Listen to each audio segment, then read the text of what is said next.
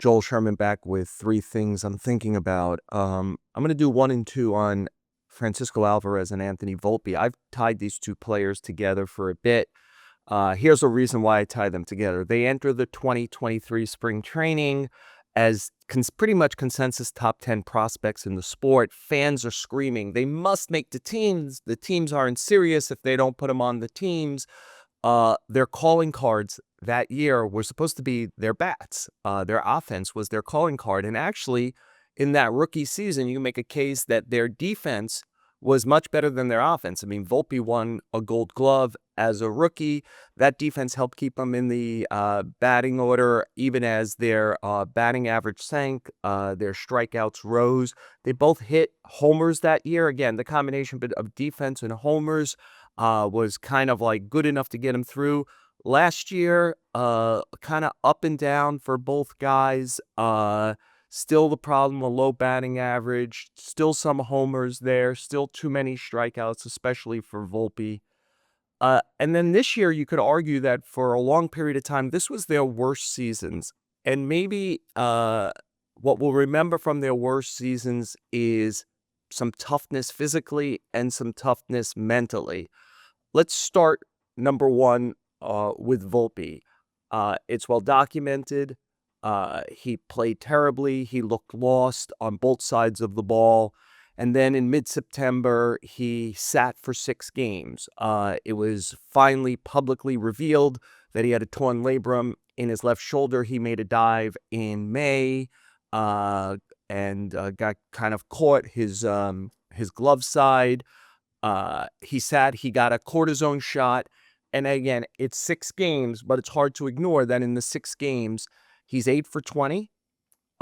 He's got 2 doubles, 2 steals, and no errors. And he just looks calmer again. He looks like part of, a winning formula.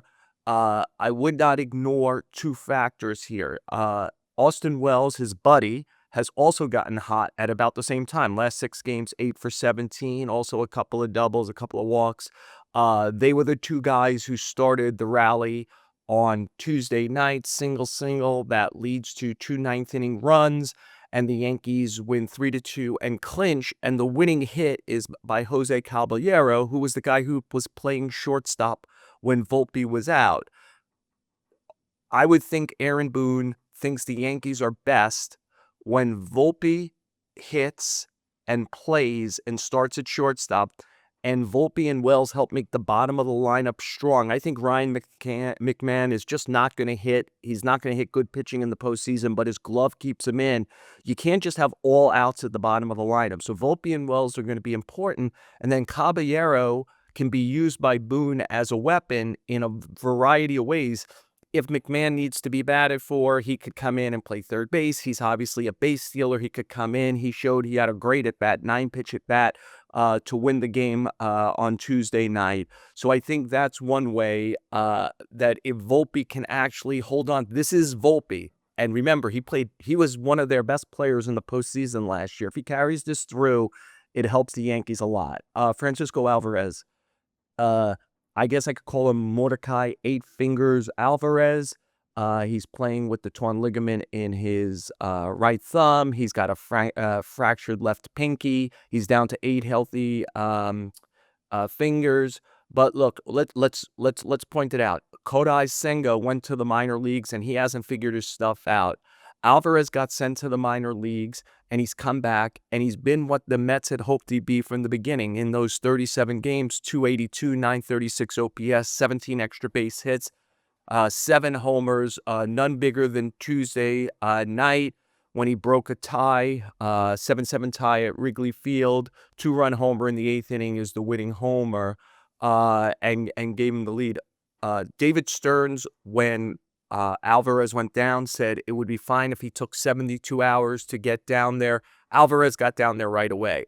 When he hurt his hand, these injuries, Stearns said the thumb, it's okay if it would be legitimate for him to have said, you know what, I'm going to go get the surgery. I'll see you in Port St. Lucie in February.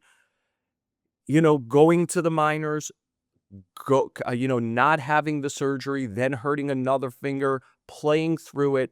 perhaps no Met in this period, this downturn, has done more for their reputation than Francisco Alvarez. So he's number 2 here. Number 3, the winning homer in the game last night is by Brandon Nimmo. It's a 3-run homer off of Taylor Rogers.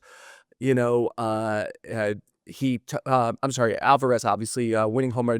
Nimmo, just as important, tied the game in the 5th inning, 3-run homer off of Taylor Rogers. It's his career best 25th homer. He reminds me so much career arc of Brett Gardner. If you remember, Gardner faster, but Gardner starts center field, eventually moves to left field, starts as a guy who walks a lot, more of a base hit guy, a hustle guy, who over the time learned how to pull the ball and hit homers. The homer is the 25th for Nimmo. It's his career best. Just as important, it was his 8th homer off of a lefty pitcher this year. His best before this was 5 in 2022 and 234 plate appearances. This is 8 in 194. I asked him about this the other day, and he said to me he wanted to be a regular player. He realized a couple of years ago that meant he's got to figure out a way to hit lefties a lot better. The Mets started to use a lefty batting practice pitcher a lot more often, and what Brandon would say to the pitcher is, make it tough on me. Come closer than 60 feet. Throw as hard as you can. Spin it. And this has been a progression to learn how to do some damage against lefty pitching. And as you know, if you've watched the Mets this year, teams are going to unleash lefty pitching, including the next 2 nights when the Cubs are starting Matt Boyd and Shota Imanaga.